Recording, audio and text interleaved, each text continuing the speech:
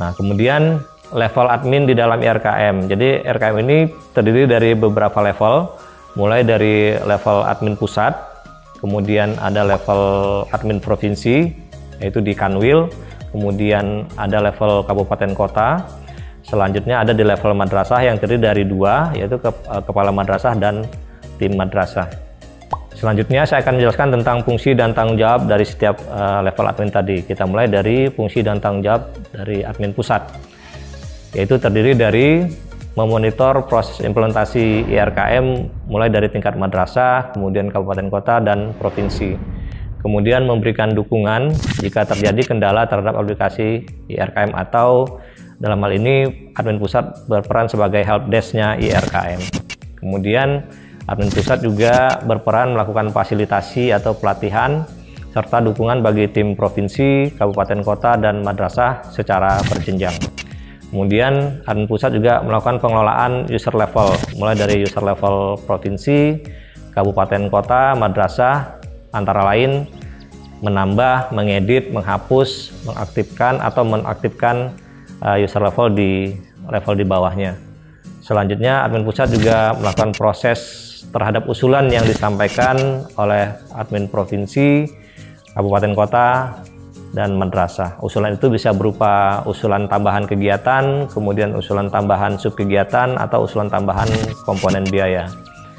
Kemudian admin pusat juga berperan untuk melakukan pemuktahiran terhadap aplikasi IRKM. Kemudian admin pusat juga berperan untuk melakukan analisa, kemudian memberi masukan terhadap IRKM yang sudah diinput oleh tim admin madrasah. Nah, selanjutnya adalah penjelasan tentang fungsi dan tanggung jawab dari admin provinsi.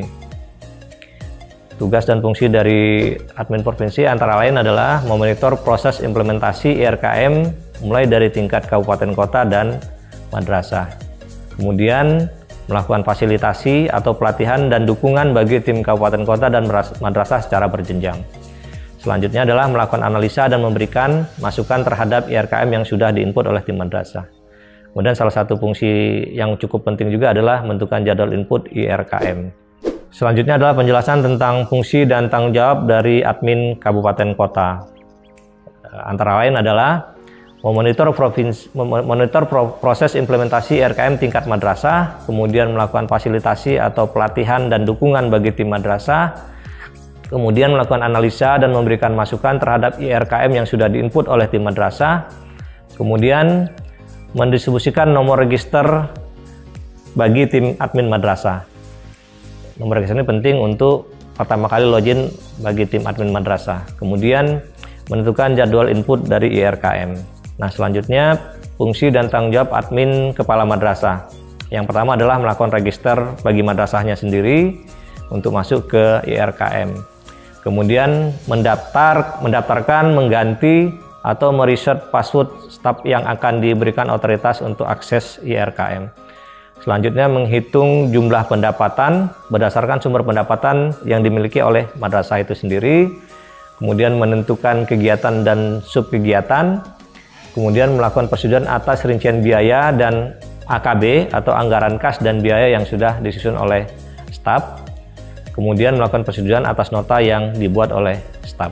Sedangkan fungsi dan tanggung jawab dari admin bendahara atau staf madrasah adalah menghitung rincian biaya atau komponen serta menentukan jadwal pelaksanaan subkegiatan yang telah disusun oleh kepala madrasah.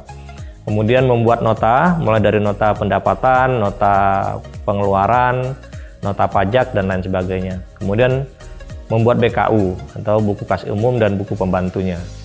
Nah, secara keseluruhan materi BINTEK ini kepada tim inti itu secara berjenjang. Jadi tidak semua tim inti mendapatkan materi yang sama. Materi yang paling banyak itu diberikan kepada tim inti nasional, yaitu diberikan untuk tim inti nasional, diberikan materi BINTEK untuk tim inti nasional itu sendiri, kemudian juga diberikan materi BINTEK untuk tim inti provinsi, kemudian juga diberikan materi BINTEK untuk tim inti kabupaten, kota, kemudian diberikan materi BINTEK untuk tim inti madrasah. Kenapa tim inti nasional itu perlu mendapatkan materi secara keseluruhan? Karena nanti tim inti nasional ini yang akan memberikan pelatihan secara berjenjang kepada tim inti provinsi, kemudian tim inti provinsi memberikan secara berjenjang kepada tim inti kabupaten kota, kemudian tim inti kabupaten kota memberikan pelatihan kepada tim inti madrasah. Nah, kalau untuk tim inti provinsi, materi yang akan diberikan adalah materi bintek untuk tim inti provinsi itu sendiri, kemudian materi bintek untuk tim inti kabupaten kota, kemudian materi bintek untuk tim inti madrasah.